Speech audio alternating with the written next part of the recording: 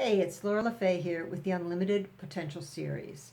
And last week I was talking to you about being what it is that the person that you want to be, thinking differently, feeling differently, and behaving differently.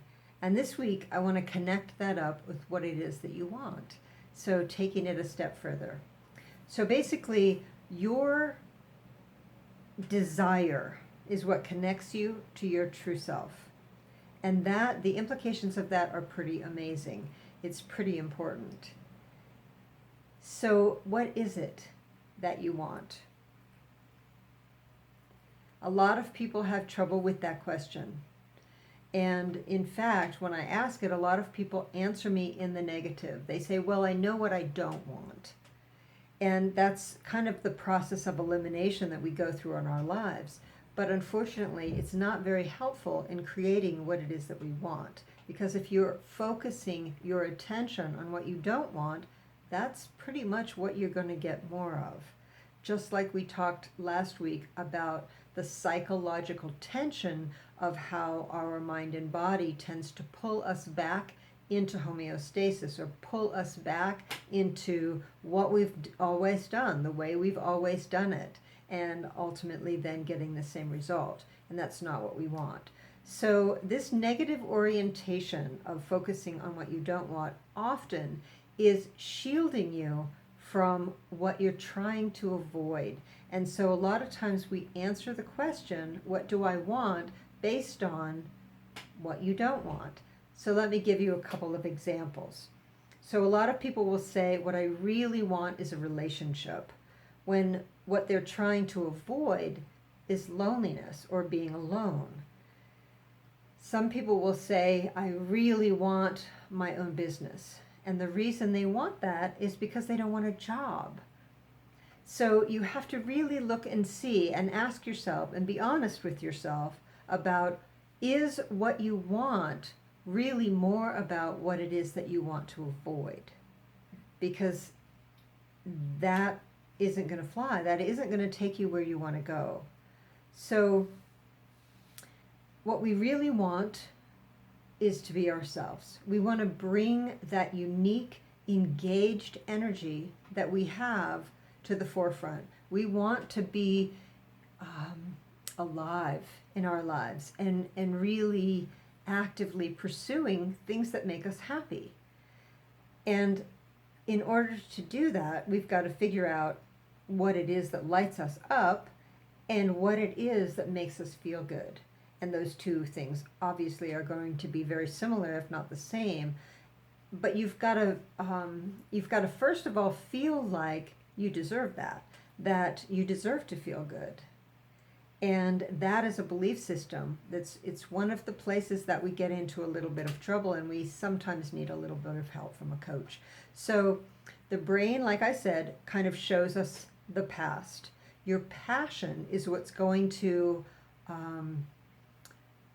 awaken you to what it is that you really want, to what it is that you love to do. So just think about the feelings. If you can't think about the actual tangible thing that you'd like to do, feel into the feelings. What is it that makes you feel alive? What is it that really brings you satisfaction or fulfillment or humor or curiosity or excitement? What is it that lights you up? And they may just be small, fleeting things. And ultimately, it's those feelings that you want to cultivate in your life on a regular basis. So you don't have to have the thing in order to feel that way. You just have to think about it until you're like, oh yeah, that would feel great. I love the feeling of that. And then there you are. You've already arrived there. When my daughter was young, she took karate lessons. And I remember when they got to the point of breaking boards, and the karate instructor said, you don't want to slam into that board in order to break it. You think it's the power of your hand and that's going to break that board, and it isn't. It's your will and your imagination of moving past the board. So the board is of no consequence. It's moving beyond that. So he wanted everyone to visualize breaking through the board and beyond that. And that concept is a really important one here, because ultimately it's not the plane, the boat, the car, the house, the person, place, or thing, so much as it is the excitement, the journey that takes us on to finding out who we are, what we love, and how we can fully engage and enjoy ourselves. So you want to move past that thing. You know, once you get the wonderful car, where are you going to go in it? Who's going to be sitting next to you? How does that feel to be driving it? Where are you going to drive it? So you've really got to go past the person, place, or thing, just like smacking through that board. You've got to be going through it, not into it. Does that make sense? So what does it look like when you imagine yourself really thriving in your life, things really coming together? What does that look like? Write it down and explore it. I want you to investigate. I want you to really look into, who are you when you're happy? How does that feel? Where is it that you'd like to be? Maybe nature is your thing. And there's a million and one ways you could enjoy nature without making it a career or making it the end all be all of your life. You can utilize these things to bring you to that journey of unfolding that is ultimately going to make you completely satisfied in your life.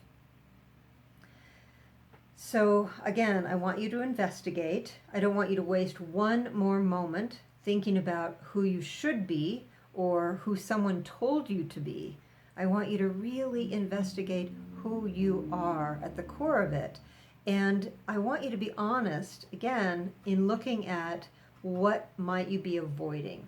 So what would be the worst possible scenario? And that will give you a lot of information about what you may be avoiding, so that you can move forward in what you want based on what you truly want, not what you don't want or what you're trying to avoid.